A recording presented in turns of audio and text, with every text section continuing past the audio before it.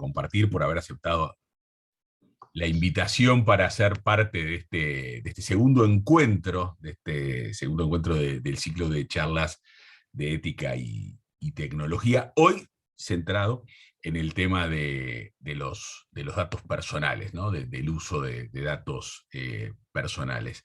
Eh, para mí es un enorme placer estar recibiendo y que nos acompañe Jimena. Jimena Hernández es abogada, es especialista en Derecho Informático y Nuevas Tecnologías, es asesora jurídica en AGESIC, para quienes no son de Uruguay, acaba de sumarse Maciel, que también se suma de lejos. AGESIC es la Agencia para el Gobierno Electrónico de aquí de nuestro país. Es docente de Derecho Informático e Informática Jurídica en la Universidad de la República y docente de Ética y Legislación en la Universidad Ort. Ahí compartimos materia, nos vamos pasando la posta. Anoche nos pasamos la posta con Jimena en la materia. Así que bueno, va a ser un placer escucharla a Jimena. Lo que le pedimos a Jimena era que nos diera sobre este tema de ética y uso de datos personales una tirada de unos minutos, y a partir de eso, como hicimos la semana pasada con Pablo, empezar a preguntarle y conversar entre nosotros y aprovechar este rato que Jimena nos está dedicando. De paso, hacer una aclaración que nos avisaba hace un rato a Bruno y a mí, Diego Sastre, que hay una reunión a nivel de directorio de Pixis hoy, de esas que son muy difíciles de concretar y muy difíciles de cambiar, por lo cual esta bienvenida, que además damos en nombre de Pixis for Humans y de Fibras a este ciclo sobre ética y tecnología. Bueno, hoy no cuenta con Diego para hacer la apertura y las palabras de bienvenida. Recuerden, esto se está grabando para después poder compartir con quienes no lo pueden estar viendo en directo, y en unos pocos días ya vamos a estar liberando para aquellos que no pudieron estar presentes en la charla de Pablo, la charla de la semana pasada. Así que, Jimena, el escenario es todo tuyo. Bienvenida y muchísimas gracias por acompañarnos. Muchas gracias, Gonzalo, por la presentación, por la invitación. Es un placer para mí compartir este espacio con ustedes. Mi idea es tirar algunas cosas para desatar un poco los comentarios de ustedes, y por qué no, el intercambio y la posible polémica que surge, ¿no?, en este mundo en donde nuestros datos personales van y vienen y no sentimos que tengamos del todo el control de esa información, y es una sensación que está bien tener porque de hecho no tenemos ese control. Voy a compartirles mi pantalla. ¿Ahí están viendo?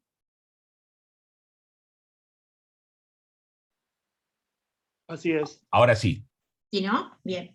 Entonces, lo que les comentaba, como punto de partida elegí este caso, que la mayoría de ustedes puede llegar a recordar o tener presente, ahí en marzo del 2018, cuando estalla el escándalo de Cambridge Analytica, Facebook, qué pasó con los datos, toda esa información que se publicó. Dos de los principales diarios del mundo, el New York Times y The Guardian en Reino Unido, publican la información respecto a que esta empresa, Cambridge Analytica y Facebook, habían manipulado cientos de datos personales con fines, en ese caso, de manipular las elecciones o de generar cierta influencia en las elecciones, tanto las que terminó ganador Donald Trump, como también en todo lo que fue el Brexit, ¿no?, la salida de Reino Unido de la Unión Europea. Entonces ahí estalla la polémica sobre el tratamiento de datos y qué hacía Facebook con nuestros datos. Obviamente que este es un caso, ¿no?, solamente como punto de partida para ver la magnitud de información que se maneja. Básicamente, a través de una API, Facebook recolectaba determinado tipo de información de sus usuarios a través de una especie de test de personalidad y todas estas cosas que aparecen, que se les ofrecen a los usuarios, que la gente realiza, que aporta un montón de información. A partir de ahí se recolecta, según los datos oficiales, los datos de unos 270.000 usuarios, pero aquí que estos 270.000 usuarios no solamente estaban consintiendo el tratamiento de su información personal, sino que por la forma en que estaba configurada la aplicación, también estaban consintiendo el tratamiento de información de todos sus amigos en la red social. Eso generó que prácticamente se hablara de la exposición de aproximadamente, porque en realidad creo que nunca vamos a saber exactamente de cuántos datos estábamos hablando, ¿no? De unos 87 millones de usuarios, ¿no?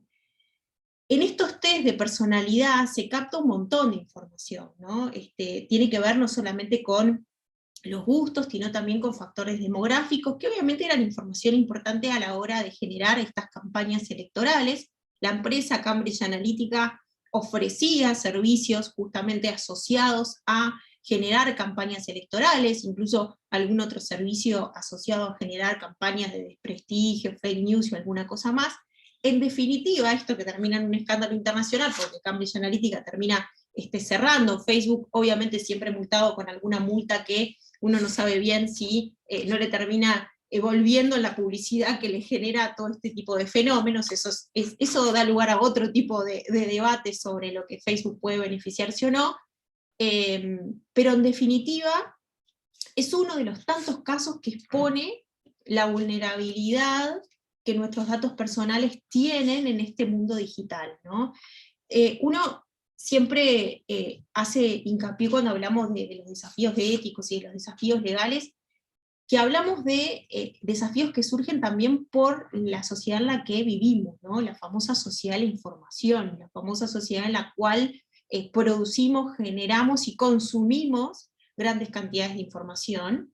Incluso hay autores que están hablando del fenómeno de la infoxicación, o la intoxicación de información, que no termina más que produciendo una verdadera desinformación, porque es imposible adquirir conocimiento con la cantidad de información que nos llega.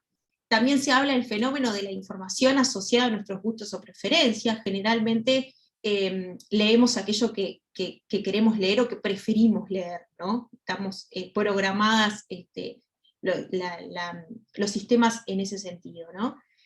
Que por un lado puede ser muy útil, pero por el otro lado nos tiene que llevar a preguntarnos si realmente estamos debidamente informados de todo lo que deberíamos estar informados. Pero además del tema de la información, el derecho a la información y demás, que es otra pata de esto, está el tema de la información como activo, como valor, ¿no? Y dentro de la categoría de información como activo, una de las que genera mayor rédito es la información privada, es la información personal, ¿no? Son los llamados datos personales. Ahora vamos a ver un poco el alcance del concepto de dato personal, ¿no? Pero hay conceptos que tienen que ver con no solamente la disponibilidad del dato, sino el uso que se hace de ese dato, ¿no? Y es ahí donde empieza a jugar ese juego entre lo regulado y no lo regulado, y además, otra cosa importante que no quería dejar de mencionarles, es el tema del ámbito en el cual todo esto se produce, que no es más ni menos que el ciberespacio. Ustedes lo conocen bien. Desde el punto de vista jurídico, el ciberespacio es un desafío. ¿Por qué? Porque no hay ley aplicable, no hay jurisdicción competente, no hay una ley del ciberespacio, ¿ah? Lo que pasa ahí es muy difícil de atar a la legislación de un país. Entonces, en definitiva, hay que pensar en mecanismos más novedosos o en usuarios más responsables en cuanto al manejo de su información, ¿no? Aparecen los conceptos de intimidad, de privacidad. A veces utilizamos intimidad y privacidad como sinónimos, pero no lo son, ¿no? Lo íntimo es aquello que hace a lo más cercano al individuo, lo más esencial a la persona, aquello que no compartimos en general. Lo privado sí, aquello que compartimos con un ámbito reducido de personas, concepto que fue cambiando también a partir de Internet y las redes sociales, ¿no? La concepción de lo privado cambia radicalmente a partir de la aparición de estos fenómenos, ¿no? Igual esto no se trata de hablar negativamente de las redes e Internet, porque también nos han dado un montón de beneficios, también estamos acá gracias a las redes y a Internet, pero más allá de eso, simplemente para marcar algunos riesgos o quizás algunas cuestiones de percepción en materia de privacidad. Hay como una falsa sensación de anonimato, hay una falsa sensación de que algo queda dentro de una red social, ¿no? Siempre ponemos el ejemplo del dato de salud, de las enfermedades. Seguramente ninguno de nosotros se pare en la esquina más concurrida de 18 de julio y empiece a gritar que tiene, no sé, X enfermedad, pero sí se hace a través de las redes. Entonces hay como una falsa sensación de que eso no va a extenderse, de que eso no va a saberse o solo lo van a saber mis amigos, ¿no? Eso también tenemos que tenerlo en cuenta. Y otro concepto que me parecía importante transmitirles es el de la autodeterminación informativa. Es la capacidad que tenemos cada uno de nosotros para decidir el uso que se hace de nuestra información, para configurar el buen uso o lo que entendemos nosotros que es un buen uso de nuestra información. Podremos debatir hasta dónde somos capaces de controlar, ¿verdad? Y ahí aparece el otro concepto importante en esto, que es la protección de datos personales. Cómo me empodero con la capacidad de controlar el uso que se hace de mi información. Acá aparece este concepto, ¿no? Como un derecho humano, siempre decimos, bueno, cuando hablamos de la consagración de derechos humanos, hablamos de todo un proceso, hoy se habla de nuevos derechos humanos, incluso sobre derechos humanos de cuarta generación, de derechos digitales, de derechos de la era digital, y en cierta manera hay todo un movimiento en ese sentido, pero acá hablamos de un derecho tradicional, que tiene que ver con la defensa del ámbito privado de las personas. Siempre existió eso, ¿no? Desde hace mucho tiempo hablamos de la inviolabilidad de domicilio, de la no violación de correspondencia, de la posibilidad de la defensa de la vida privada. Esto básicamente es lo mismo, pero trasladado a un ámbito donde el control es un poco más difícil, ¿verdad?, de llevar adelante. Es un derecho que está reconocido tanto a nivel nacional como a nivel internacional. Ahora vamos a ver un poco de las características que eso tiene. También en materia de los desafíos en el tratamiento de información, en los desafíos éticos en el tratamiento de la información, aparece todo lo que tiene que ver con simplemente, ustedes lo conocen y han trabajado y van a tener más ciclos a partir de esto, pero aparece también, y hay que mencionarlo, el tema que se produce a partir de la discriminación algorítmica y la opacidad con el manejo de información, ¿no? Si bien es un tema en sí mismo y da lugar a varias sesiones como esta, simplemente mencionarles la importancia de que a partir del uso de información pueden llegar a plasmarse las mismas discriminaciones que existen en el mundo físico, digamos, de alguna manera, también pueden plasmarse en el mundo virtual, en definitiva, a través de la generación de situaciones de discriminación. Todos hemos leído o hemos accedido a información donde determinados sistemas tienen altas tasas de errores, donde generan sesgos en materia racial, o incluso de género, ¿no? Se puede leer un montón a propósito de eso. Hay casos renombrados, como por ejemplo el software de reconocimiento Compass, que utiliza la policía en Estados Unidos, que está dando una tasa del 80% de error, sobre todo la identificación de personas afrodescendientes con blancos, y la asociación de la reincidencia del delito en general a personas afrodescendientes más que a blancos, y así podríamos poner un montón de ejemplos, ¿no? Entonces, cuando hablamos de manejo de datos, necesariamente tenemos que tener en cuenta lo que tiene que ver con la discriminación, los sesgos y la necesidad de transparencia respecto a la gestión de datos. ¿Sí? Ese es un concepto que es bueno ir marcando e ir conversando respecto al manejo de la información. ¿Qué hacemos entonces con estos problemas que genera el manejo de la información personal en la era digital, digamos?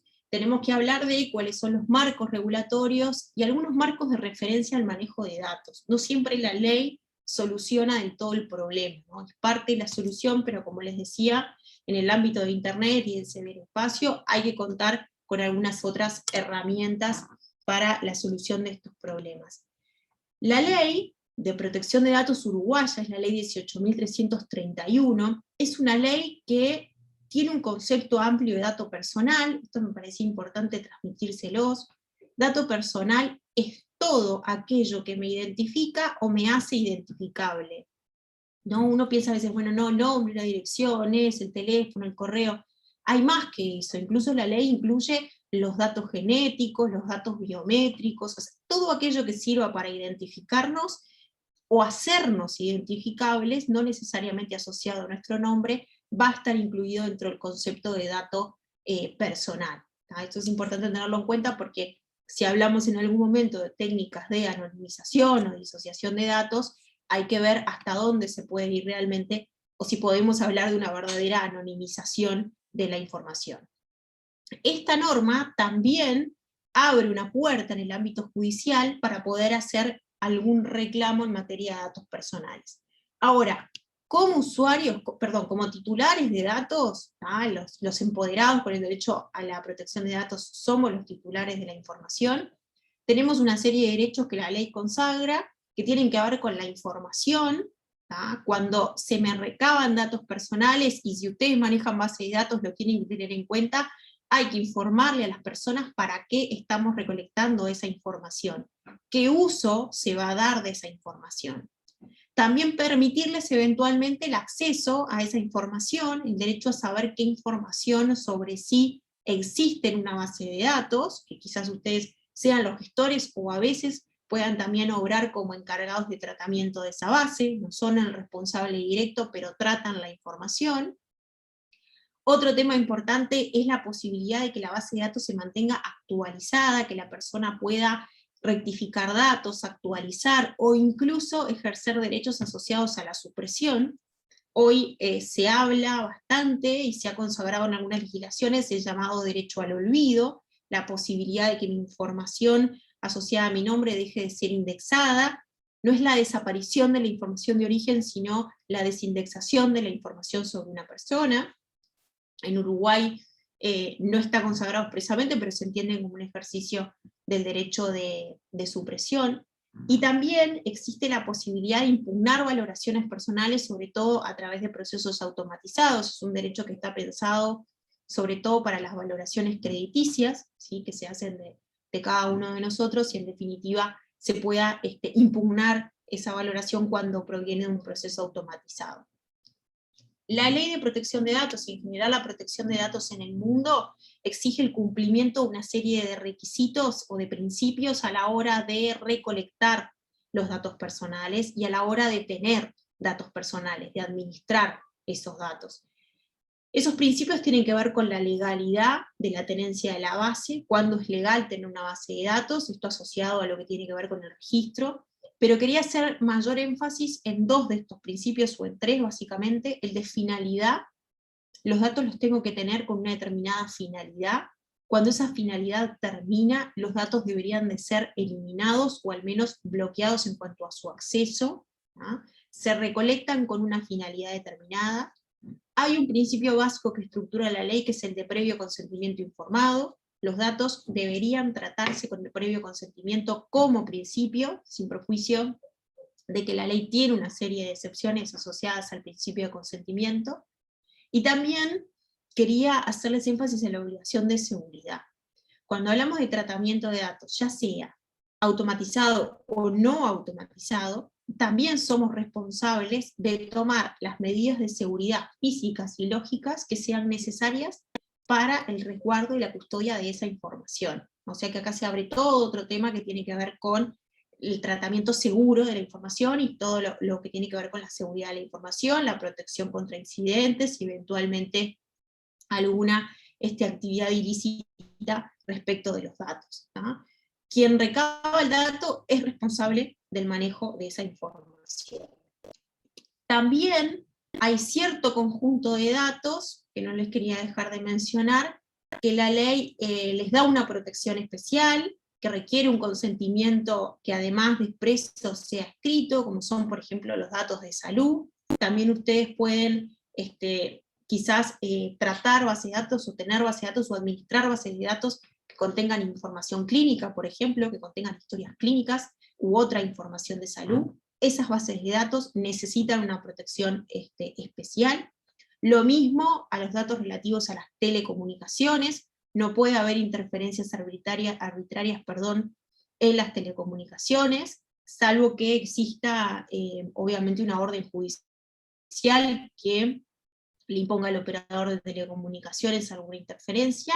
En principio la ley lo establece como dato especialmente protegido, y también los datos referidos a las actividades comerciales o crediticias de cada uno de nosotros se consideran datos que tienen un tratamiento especial. Obviamente que habla este conjunto de datos de aspectos mucho más sensibles para cada uno de nosotros, ¿no? Dentro del ámbito de lo privado hay algunas cuestiones que la ley dice, bueno, estas exigen una protección especial porque hacen más a lo que tiene que ver con la persona y al desarrollo de la persona en sí mismo, ¿no?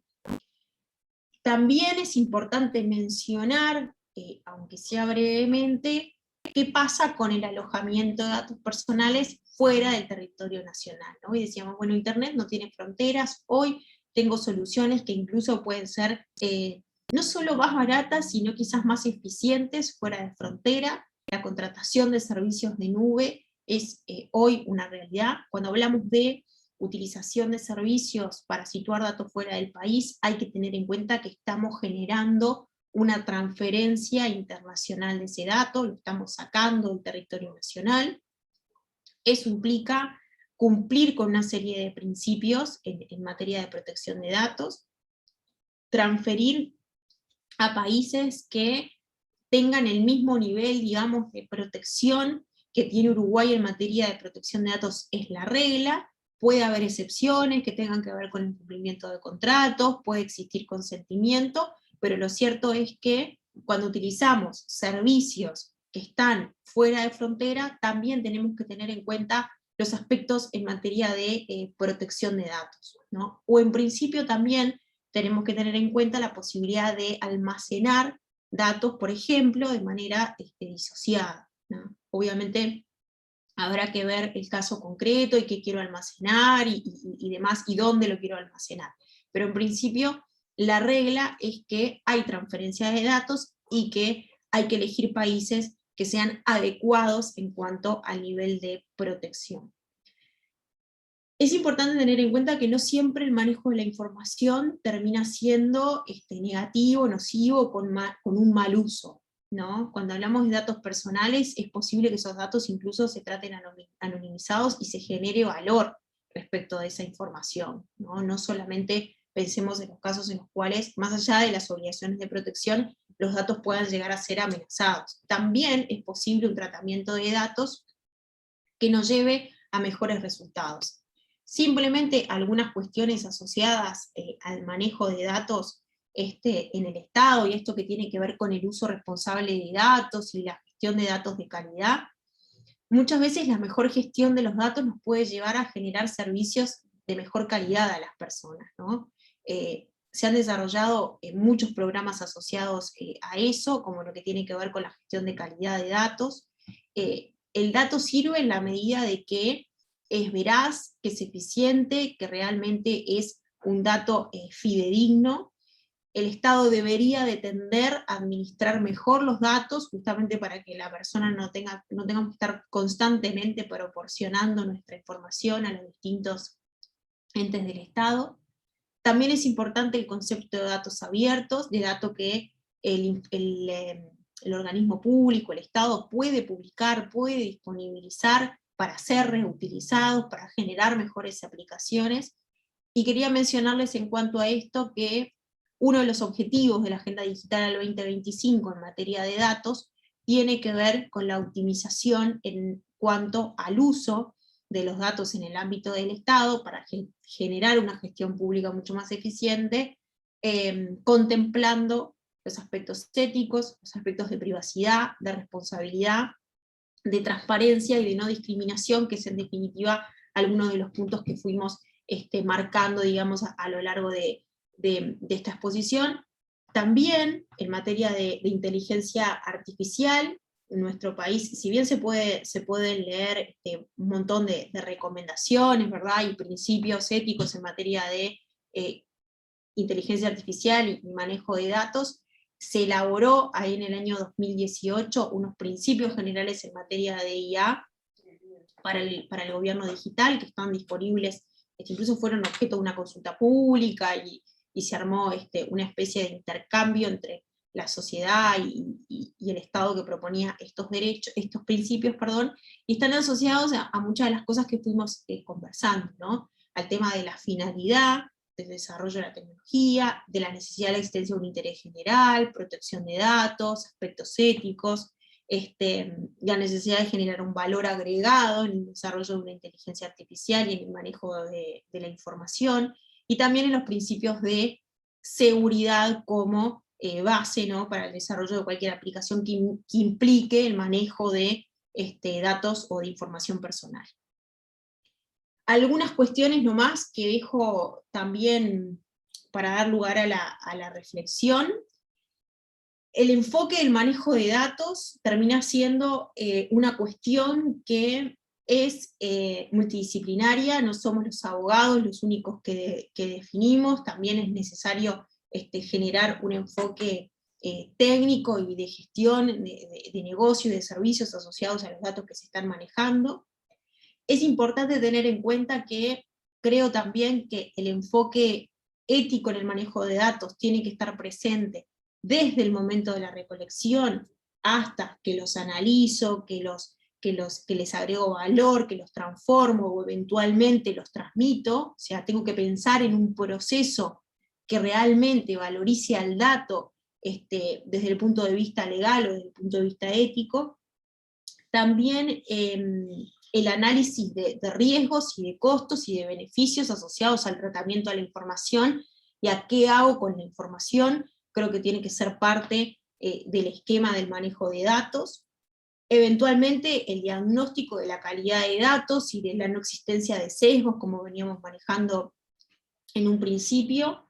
Otro concepto que me parece importante dejarles también es la necesidad de la privacidad por diseño, ¿sí? Desde que diseño aplicaciones, desde que diseño sistemas, puedo establecer determinadas medidas que tiendan a proteger el dato personal o la información personal, y eventualmente una privacidad por defecto, una posibilidad de que el usuario pueda tomar decisiones respecto al manejo de su información, ¿verdad? La pueda actualizar, la pueda cambiar, eventualmente revocar algún consentimiento. Eso implica la privacidad por diseño y la privacidad por defecto. También tomar medidas que tengan que ver con la seguridad, ya lo he mencionado. Es tan importante asegurar la disponibilidad, la integridad y la confidencialidad, hablando de seguridad de la información, como todo lo que tiene que ver con el manejo de datos.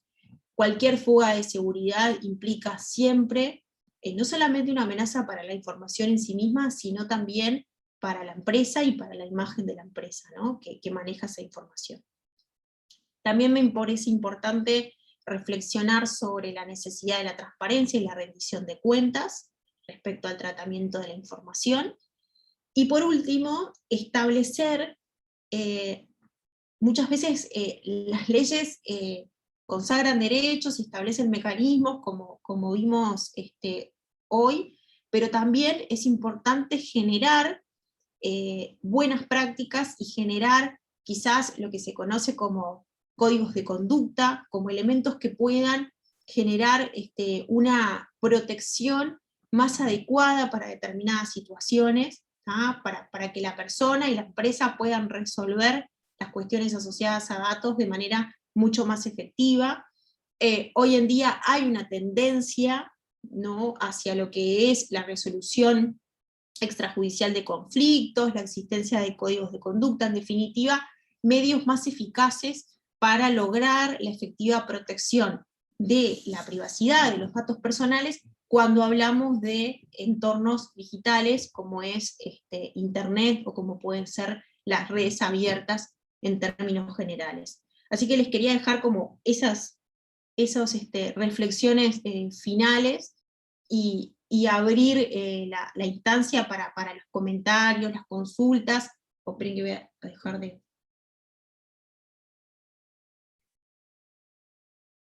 compartir, así veo todo el panel. Bueno, Jimena, muchas gracias. Ahora Bruno empieza a distribuir. A mí me surge... Un pantallazo. Sí, me surge una pregunta y tirar un dato. Para aquellos que tengan Netflix, hay una serie que yo no sé cuánto tiempo lleva, yo la descubrí el fin de semana, muy interesante, se llama Sesgo Codificado.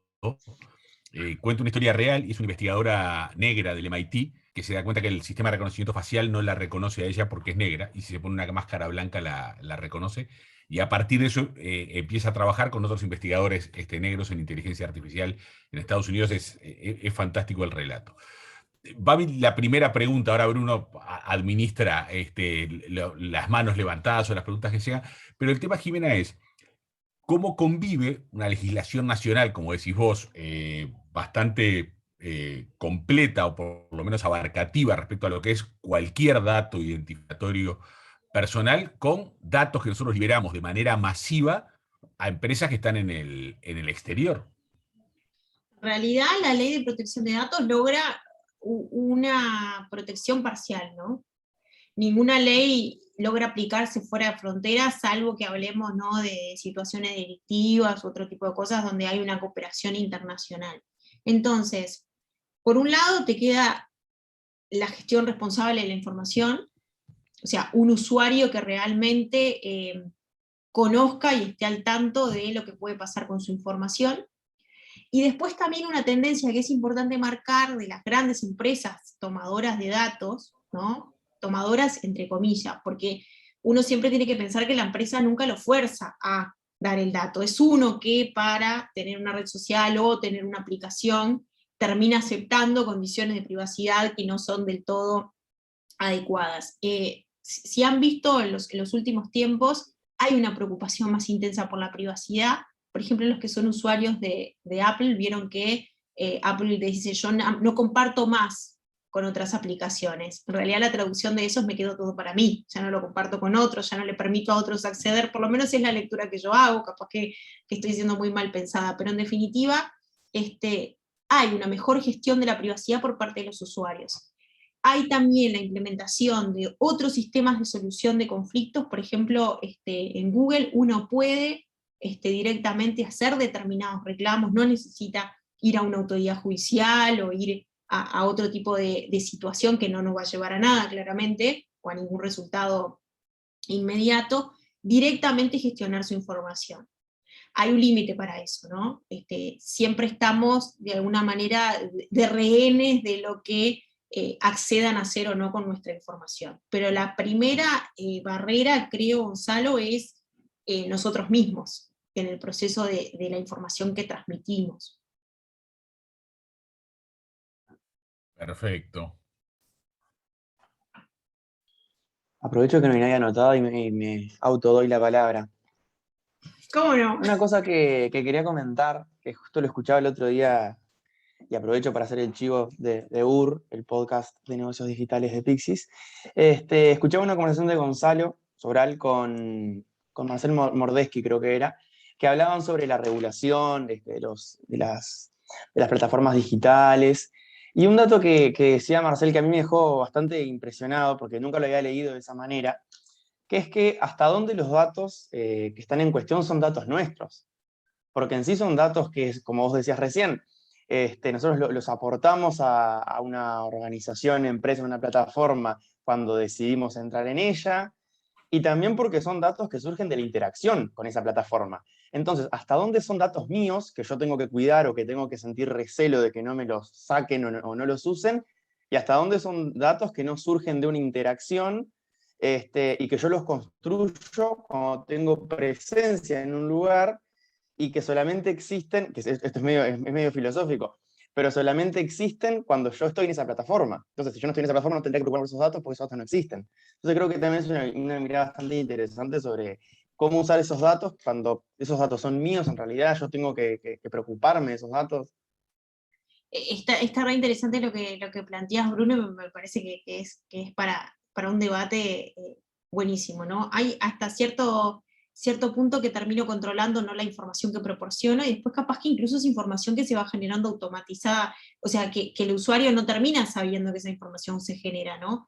Y ahí yo siempre recurro al concepto mismo de dato personal, por lo menos a nivel local, ¿no? En la medida que esa información logre llegar a vos, o sea, te logre identificar en algún proceso, sos el titular de la información y sos el que tiene derecho sobre la información. Habría que ver hasta qué punto, por eso yo les transmití el concepto de dato personal. Todo lo que te identifique o te haga identificable. No necesariamente tiene que decir tu nombre, o el dato tiene que estar asociado a tu nombre para que digamos, sí, es el dato de Bruno. ¿Ah? Si yo doy una serie determinada de características, por ejemplo, si tenés una IP fija, digo tu IP de tu domicilio, y vos sos el que contrata y demás, podría dar contigo. O pasa mucho en el correo electrónico también. Gente dice, el correo electrónico no es un dato personal. Bueno, ojo, porque si el correo electrónico me hace identificable y dice quién soy, sí es un dato personal.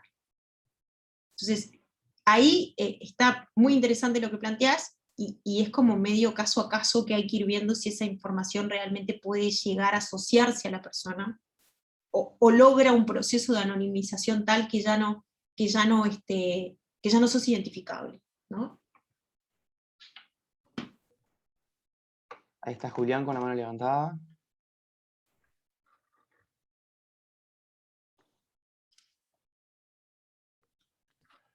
Estás muteado, Julián. Ah, no te escuchamos. Ahora, Ahora sí, ahora Sí. sí. los dedos un poco sudorosos hacen que a veces no tome Ahora te el escuchamos timing. bien. Bárbara, muchas gracias por la charla, por la invitación. Me gustó esto que dijiste último de caso a caso, y bueno, yo te vengo a plantear un caso particular, a ver si me ayuda a Buenísimo. resolverlo. Sí.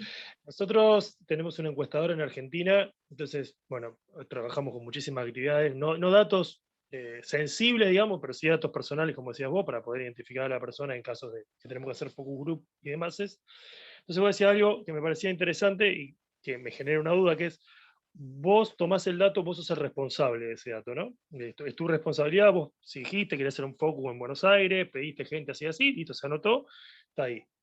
Mi duda es un poco rebuscada, pero una duda al fin. Esa información yo el día de mañana no la uso más, ¿no? Entonces la doy de baja, borro el form. Ahí termina mi responsabilidad siguiendo la legislación uruguaya, porque el dato sabemos que al final no se borra, está ahí, guardado en algún lado. Entonces mi duda es hasta qué punto yo puedo terminar con esa responsabilidad que inicié, ¿no? ¿Cuándo puedo decir, bueno, hasta acá yo quiero esta información, para mí borrarla es el acceso que tengo, pero en realidad queda? Entonces, ¿qué tipo de conflicto se arma ahí si esa información llegase a aparecer de vuelta por Google, digamos, de una manera, ¿no? Sí. Por un lado tenés lo que tiene que ver con el proceso de recabar la información, donde vos deberías informarle a la persona cuánto tiempo la vas a mantener. Entonces es una forma de resguardar tu responsabilidad, es decir, bueno, yo la voy a mantener 5 años, o no la voy a mantener, sino que voy a generar la estadística que estoy buscando de la encuesta, y no voy a tener información asociada, solo voy a tener el dato crudo. O también, por ejemplo, en la ley uruguaya habría que ver la ley argentina, porque vos en realidad estás recabando datos de argentinos, entonces te aplicaría la ley argentina, que es muy parecida en realidad a la uruguaya en cuanto a la protección de datos, pero vos ahí podrías incluso mantenerlos bloqueados en la ley uruguaya, siempre que tomes las medidas de seguridad para que realmente hablemos de un bloqueo de datos, ¿no? Y hay que ver cómo vos lo publicaste y qué difusión le diste a ese dato. Si vos lo divulgaste a modo de estadística de encuesta, seguramente es muy poco probable que el dato aparezca publicado, ¿no? Salvo que vos seas objeto de alguna violación de seguridad y eventualmente, obviamente, de algún acceso ilegítimo a tus sistemas, y alguien que te copie la información y, bueno, N cosas, ¿no? La publique, te extorsione, te pida algo a cambio, te la encripte, todo lo que es la ciberdelincuencia. Pero vos podrías generar que es todo otro tema para otro debate y demás. Otro día lo hacemos, Gonzalo, la de ciberdelincuencia, pero más allá de eso, vos podrías deslindar tu responsabilidad a través de buenas cláusulas contractuales y cumpliendo efectivamente ese deber de informar que yo hacía referencia, de decirle al dueño del dato, mirá, lo voy a tener tanto tiempo, esta base de datos va a permanecer tanto tiempo y de esta manera, ¿no? Viene por ahí la forma en que vos después puedas generar un deslinde de responsabilidad por un eventual manejo inadecuado. Incluso también pensemos que quizás quien recolecta el dato no siempre es quien lo trata, porque aparece otra figura que es un encargado de tratamiento, un tercero que me hace, no sé, la típica.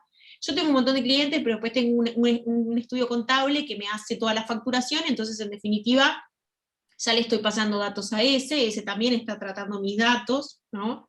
El manejo responsable también implica cómo los datos se van a comunicar y para dónde van a ir.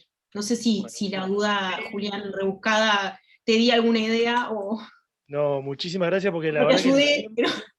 tiempo es algo que no estábamos marcando. ¿Cuánto tiempo vamos a mantener ese dato? Me parece que eso es lo que nos está fallando, así que te agradezco muchísimo. Es importante el tiempo, sí.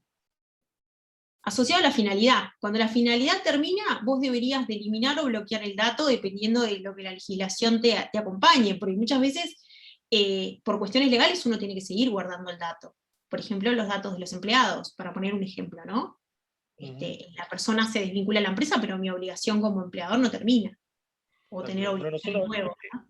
Ese dato que me diste del tiempo, a mí me parece fundamental. Es más, hasta, perdón que tome un poco la palabra, pero me ayuda también a convencer a la gente, decir, mira, te voy a pedir estos datos, pero lo voy a tener 6 meses nada más. Después de 6 meses yo los voy a borrar. Así que muchísimas gracias, en serio. Bueno, buenísimo, entonces. Mariana. Hola, bueno, Jimena, muchas gracias por la charla, muy interesante. Hola, Mariana. Una duda que me surgió ahora escuchándolo a Julián, que vos le dijiste justamente que los datos de él tenían que regirse, al ser de argentinos, por la legislación argentina, ¿no? Si vos tenés una aplicación en la que estás recolectando datos de todos los países del mundo, ¿por cuál legislación te tenés que regir? ¿Tenés que cumplir con todas? Depende. Por la que fijes en tu aplicación.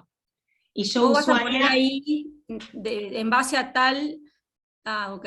No Está importa buenísima la pregunta de Mariana, para los que puedan llegar a desarrollar aplicaciones, o nosotros como usuarios de aplicaciones. Y generalmente aparecen esos horribles términos de uso, términos y condiciones, política de privacidad.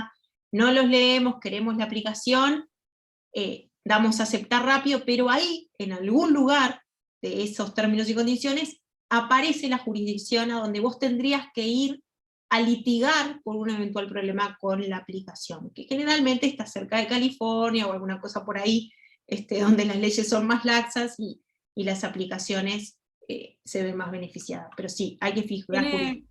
¿Tiene alguna relación o puede llegar a tener alguna relación con dónde están, por ejemplo, físicamente los servidores, donde se aloja esa información?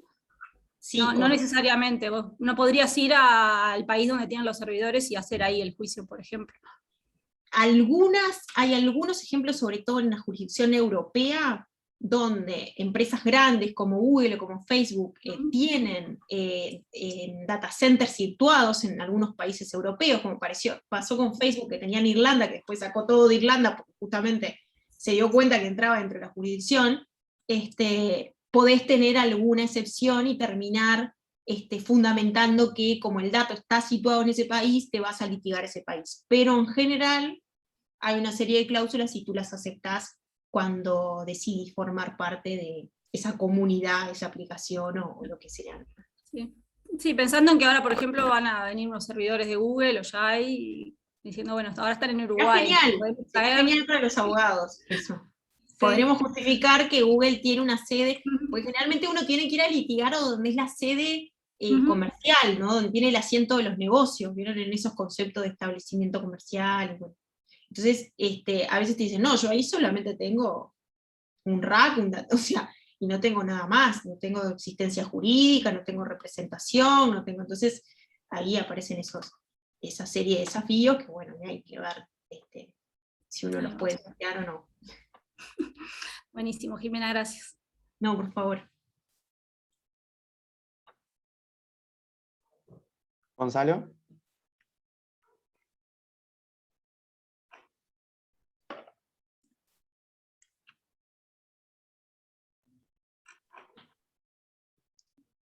Gonzalo. Bruno, perdón, por un momento quedé como en loop y no sabía. Jimena, el tema es, venimos hablando mucho del tema de la legislación, y una de las cosas que pasa muchas veces es la discusión entre legislación y ética. Hay muchas cosas que son legales, pero son discutiblemente éticas, o al menos dan lugar a que mientras que la ley es algo razonablemente discutible, pero fijo, la ética discute sobre comportamientos, moral y demás. Entonces, ¿cuántas de estas cosas que empiezan a ser legales tienen unos componentes éticos bastante complejos? En general, yo creo que la base de la legislación termina siendo aspectos que originalmente son éticos, ¿no? Que surgen de los usos y costumbres de una sociedad y que se van estableciendo y que se vuelven norma, ¿no? Las leyes muchas veces tienen terminan zanjando un debate que originalmente es ético, ¿no? Yo siempre pongo el ejemplo de los más controvertidos, los dos, eutanasia, aborto. básicamente las leyes que consagran ese tipo de derechos parten de un debate ético y terminan solucionando o dando una postura sobre ese debate ético, ¿no? O sea, zanjando las discusiones que puedan implicar, simplemente para ponerles un ejemplo. La protección de la intimidad y de la privacidad también es parte de un debate ético. En otros países no se visualiza a la privacidad como un derecho humano, ¿sí?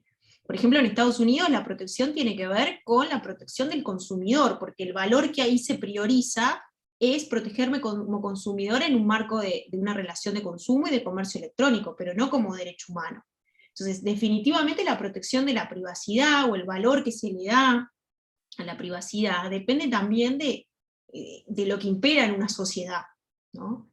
En nuestro caso, y siguiendo también lo que es la línea del pensamiento europeo, se toman esos valores y se hacen norma, ¿no? Pero en definitiva yo creo que el componente ético está siempre presente. Por eso les resaltaba, para mí es muy importante, además de lo que puede ser una norma, ¿no?, la existencia de códigos de conducta o de códigos de ética que puedan regular una relación, una forma de relacionarse, no sé, en una empresa, con mis clientes, o incluso entre empresas, que puedan plasmar este tipo de normas y ser de aplicación mucho más efectiva, ¿no? Los códigos de conducta básicamente plantean eso, ¿no? La tendencia en regulación en el marco de Internet en general está siendo la de códigos de ese tipo, porque obviamente las legislaciones no alcanzan. Jimena, una cosa, Hola. me parece, hola, ¿qué tal? Muy bueno, gracias, yo soy colega tuya. Ah, buenísimo. Si no estoy tan Sí, sola. claro. Perdón, feliz día del ingeniero a los que son, porque no lo iba Sí, a decir. Mirá. cierto, me suma las felicitaciones.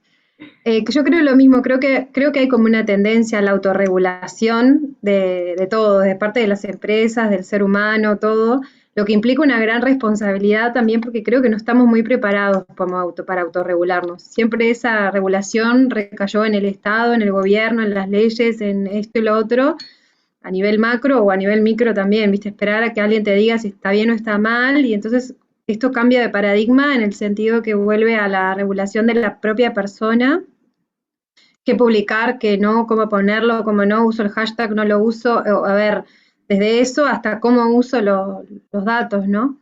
Y me parece que ese es el principal desafío que hay, desde también de que toca de lo ético, la tecnología, el uso de los datos, el menos medios, las redes, todo.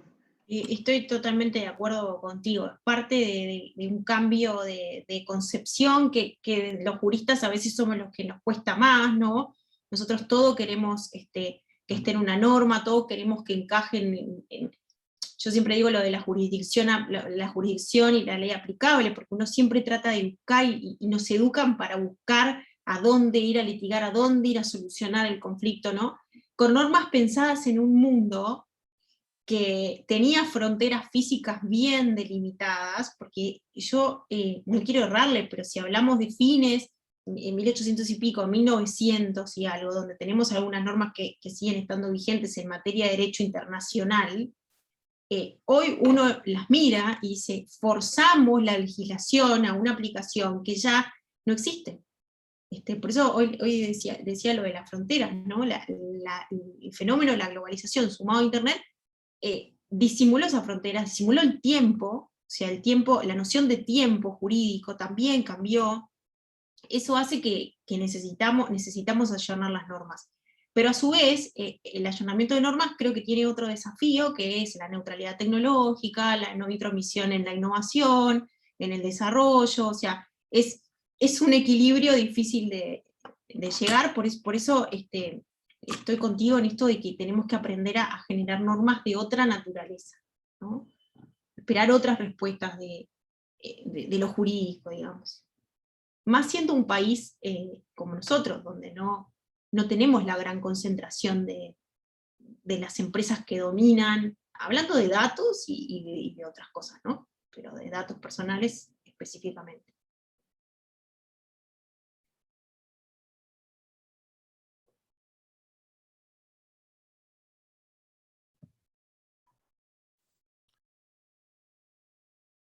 más dudas, consultas, preguntas. Aprovecho que todavía podemos disponer de unos minutos más de lo que le habíamos pedido a Jimena. Por favor, en la medida que se vayan animando, está buenísimo intercambiar. Pero no porque haya respuesta para todo. Creo que hay cosas que están todavía para seguir creando y para seguir pensando, ¿no? Jimena, desde el punto de vista de la parte de consultas, ¿llegan este tipo de dudas a GESIC, que es el lugar en el Estado donde todo el mundo va a preguntar, digo, a determinada escala este tipo de cosas? Todo el tiempo. Nosotros tenemos, en AGESIC funciona, no sé si ustedes la conocen, la Unidad Reguladora de Control de Datos Personales, que es una unidad que específicamente se encarga de lo que tiene que ver con incumplimiento de esta ley que comentamos. Llegan a ese nivel donde las personas pueden presentar denuncias, la unidad emite dictámenes y demás, pero también como Estado y como GESIC en general, también estamos observando constantemente el tema de los datos, dónde almacenamos los datos. Por normativa el Estado debería de almacenar datos siempre en territorio nacional, no debería de sacar datos fuera de territorio, pero después empiezan a aparecer ese equilibrio entre los servicios de nube, servicios más eficaces, como les decía hoy, más eficientes, que almacenamos afuera. No sé si han escuchado la polémica de la app coronavirus, que dice, bueno, almacenaron todo en Amazon. Bueno, en realidad no se almacenó todo en Amazon, se almacenó determinada información disociada, ¿no? Porque evidentemente la app genera un montón de información que no solamente es información personal y datos de salud, sino que hay un montón de información estadística y de evolución de la enfermedad. Constantemente el Estado, creo yo, también se ve desafiado por todo lo que va pasando, ¿no? El manejo de datos, la generación de nuevas aplicaciones. Entonces, en definitiva, sí, recibimos consultas tanto específicamente desde el punto de vista de datos, como una visión más amplia de manejo de datos en el Estado, ¿no? Por eso yo les hice ahí una pequeña aproximación sobre la política de datos en el Estado, porque además también creemos que hay que empezar a reutilizar la información que está en el Estado, ¿no? Saliendo solamente de los datos personales. Sino generar una gestión más eficiente de la información que el Estado tiene, porque es muchísima también la que se puede gestionar. ¿En qué sentido sería una gestión más eficiente? No entendí el punto.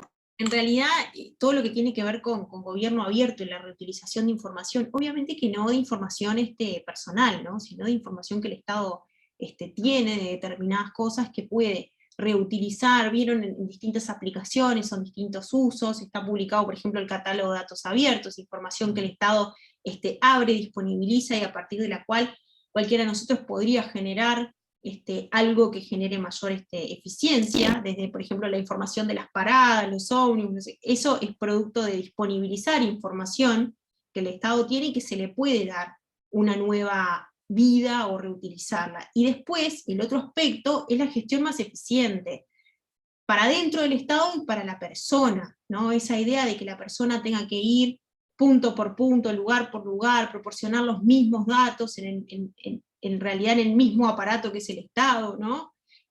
Acreditar condiciones, jurar la bandera, o sea, todas esas cosas requieren de una gestión mucho más eficiente de la información. Me parece que el Estado también tiene que ir hacia ese lugar, ¿no? Sin transmitir datos, sin comunicar datos de la persona, pero creo que a todos nos haría un poco más felices que no tengamos que andar por todos lados acreditando que nacimos, que, no sé, cada uno sabrá que se casó, que se divorció, que en definitiva todas esas cuestiones, ¿no? Sobre esto último que traías, Jimena, esto puede ser que tenga que ver con la consolidación de datos del Estado, porque una vez había escuchado que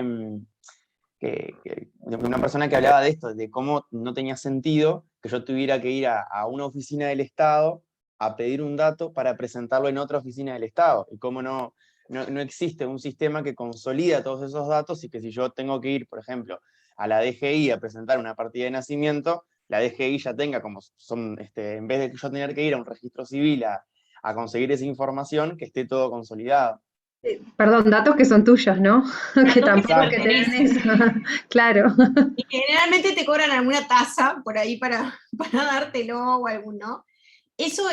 A eso debería de aspirar, a eso aspiro yo cuando pienso en un Estado que gestione la información de forma más eficiente, ¿no?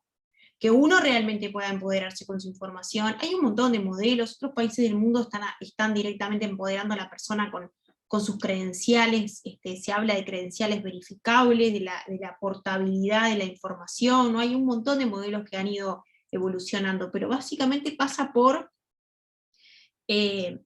que el Estado se hable entre sí, que se comunique la información que tiene entre sí, ¿no? Eso es desarrollo del gobierno electrónico, ¿no? El desarrollo más profundo y que realmente genera un cambio en la sociedad y hacia donde se perfila, digamos, la agenda digital. Por eso yo se las marqué ahí al 2025. Es uno de los objetivos y creo que Uruguay hoy tiene en el Estado también un desarrollo, una evolución, porque también pensemos que esto implica una evolución de los organismos, ¿no?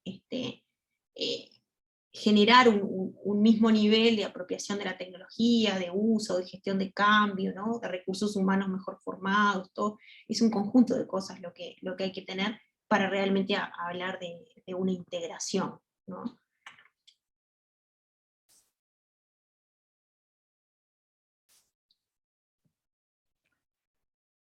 ¿Más consultas? ¿Más preguntas?